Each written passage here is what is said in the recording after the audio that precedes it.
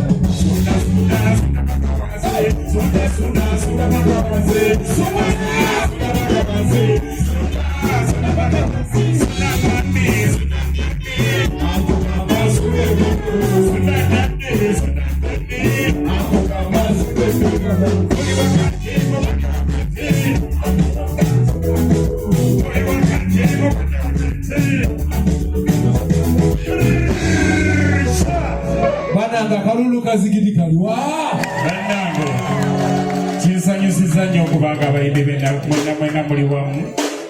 Tubadde tukuba music e Uganda naye nga tusaasaana busaasaanyi. Okitegeera nze mbadde nsinga kubalaba mu kufa kw'abayimbi. Leero bwe gusoose okubalaba nga muli wamu nimbye. Big up being President Kenzo. Kino kibadde kya Kabinyo. Kalaso kino kya Kabinyo. Madam, big salute. Promote our artists. We are legends now. We are moving on.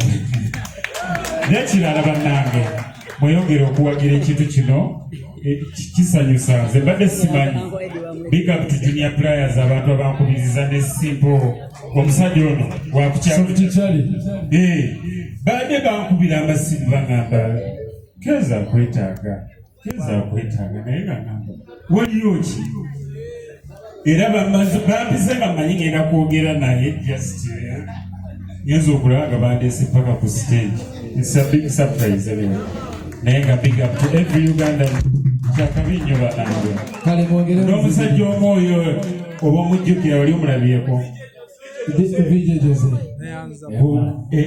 Entebbe Road walingawo kikirago wetukubira lwagga ankyali mu ghetto tekayo ka CD natukuba promotion legend DJs ntambula naye mpola muganda yamenyeka amagulu netusinkana mu karantini tuzze tutambula mpola naye Mukama atukwatiddeko.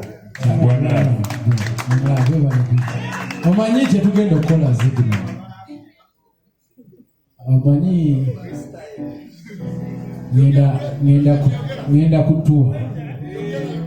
ngenda kutuwa session ezidako nyinza obutabawo naye abayimbi bonna bagenda kubeerawo. Please come to attend in a big number. President Palaso, Shiba, ne team yonna, they are going to make it happen and very big.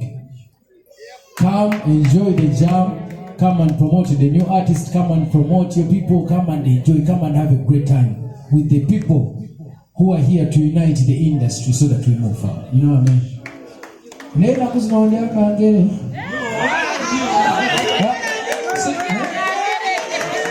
Angobi, tuna ngendo vila kujenga chiza. You don't know. I don't know vila kutu anyana kubate mwana. But thank you so much, man. One love. Every woman we go here. We stop here. Thank you. Kizamwe manyi so nebaza mwenna abawagizi abaana abapya abayimbi abakyajjobuzi mwebale kujjumbira mujje use this stage to shine wabaawo ekiganye we can work on it because ebona tugezaako then bakulu baffe for example olwaliro bwe tubeera nga mu nnyumba muno tulinamu omwami Kabuye Ssemboga bane musoke mukulu tulina Madam Sarah Shoti mukubireko mugaliza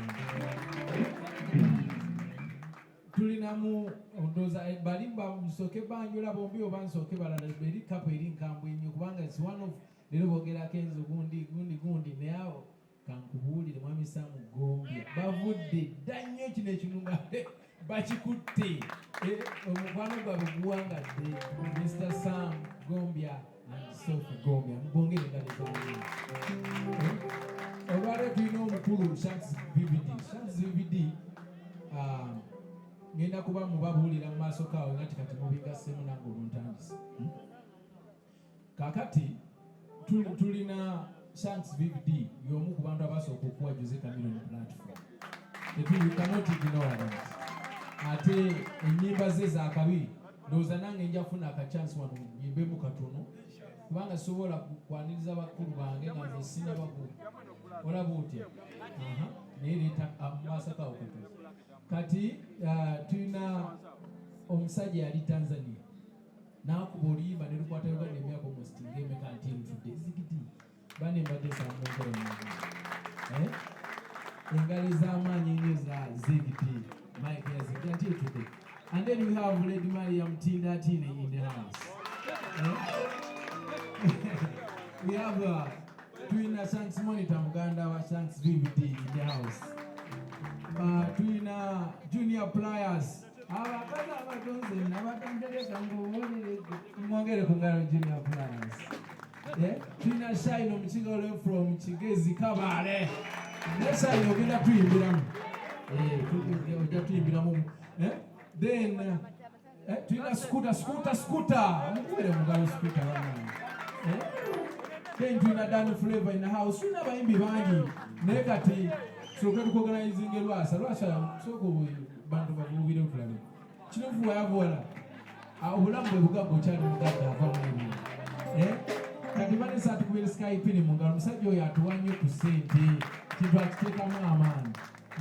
Kale n'abalala bangi nnyo abayimbi abali mu house abakubi b'ebivuga baffe n'abaana abali ku stage Madamu Amelia Nambala mumanyi Soft Charlie mumanyi abantu ate kati bano be badrive aba foot soldier abali ku ground abakwatiridde ekintu kino bagamba shiba baani but this is the ground bana abantu n'abalala bangi nnyo abasobodde okuba nga bakwatira ekintu kino okutuuka gye kituuse. Without beaten the one and only n'abalala bangi nnyo house ejjudde abayimbi bangi abalala bali eri abalala bakyajja Pipa Krame bakyajja mujabala abayimbi bakyajja bangi.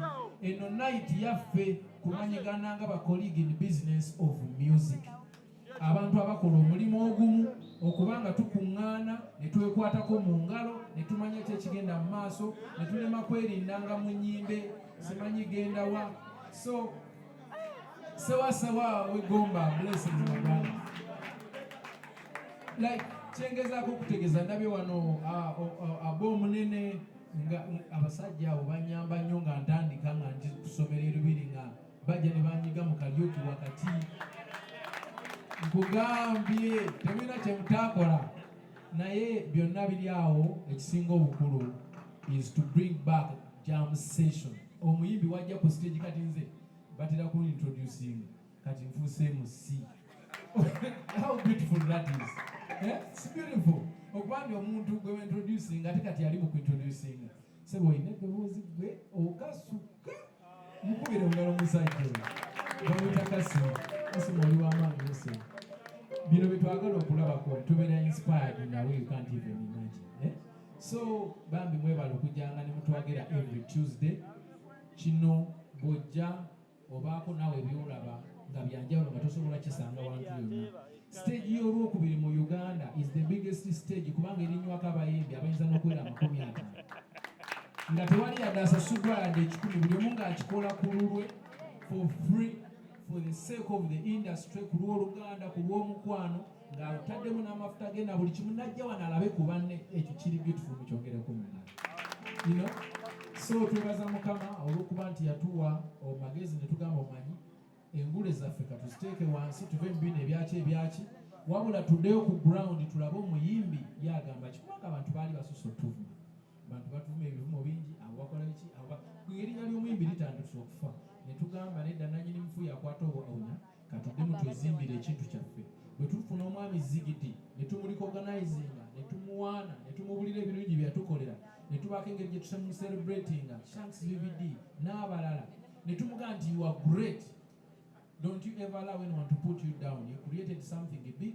Wakola ennyimba ezagenerating omusolo wano ezazimba eggwanga ezatwala abantu waggulu. We cannot forget about you. You are great and that is enough.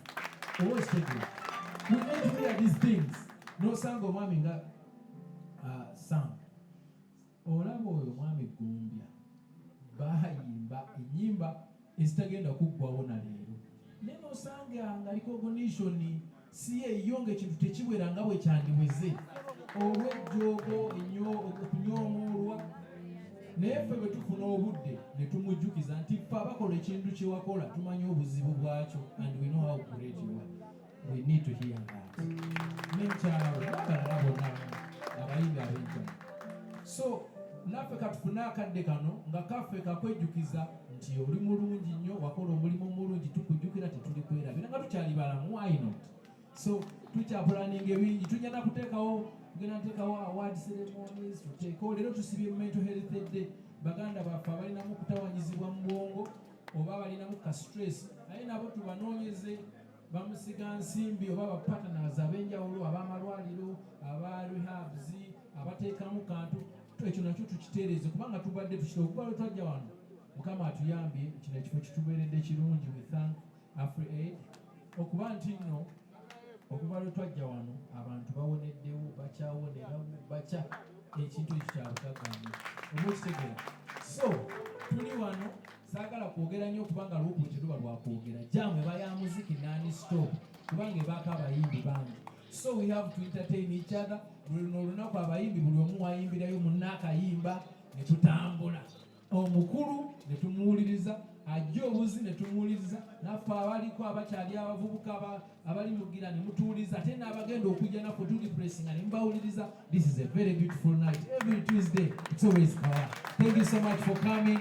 Vanessa Wantekenge Kanaka, I introduce one of the biggest, the greatest, the one of all time, Amoto Mubalanguzi. Bless her.